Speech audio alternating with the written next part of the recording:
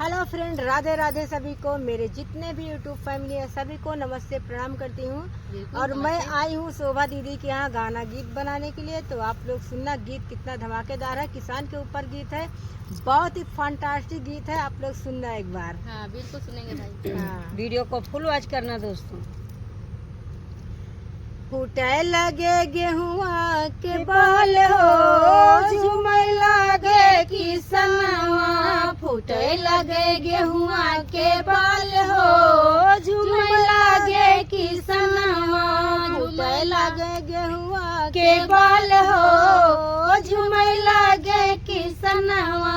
गेहुआ के बेच हमें टिकवा गढ़ऊ बे, गेहुआ के बेच हमें टिकवा गढ़ई बे। गेहुआ के बेच हमें टिकवा गढ़ऊ बे। बढ़ जाई है मंगिया के सान हो, झूमे लागे किसनवा। बढ़ जाई है मंगिया के सान हो, झूमे लागे किसनवा।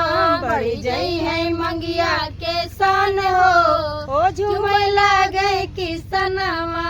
फूटे लगे गेहुआ के बाल हो, झूमे लागे किसनवा। फूटे लगे गेहुआ के बाल हो, झूमे लागे किसनवा।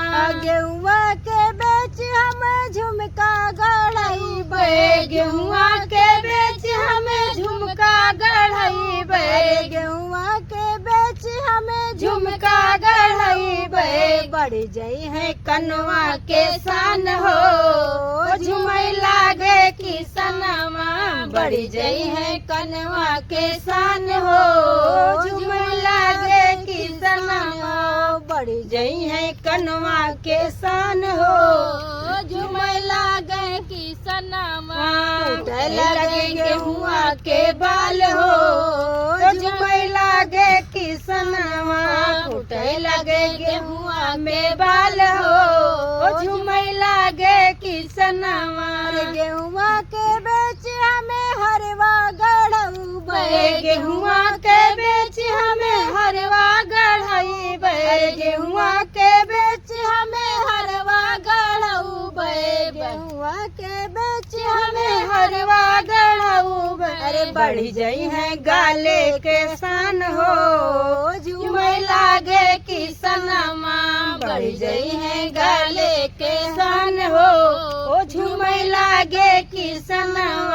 बढ़ जाई है गाले के सान हो, झूमे लागे किसनवा। फूटे लगे गेहुआ में बाल हो, झूमे लागे किसनवा।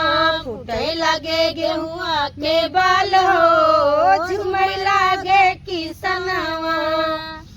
गेहुआ के बेच हमें कंगना गढ़ई बे। गेहुआ के बेच हमें कंगना गढ़ई बे। गेहुआ के बेच हमें कंगना गढ़ई बे। बढ़ जाई है हथवा के सान हो, झूमे लागे किसनवा।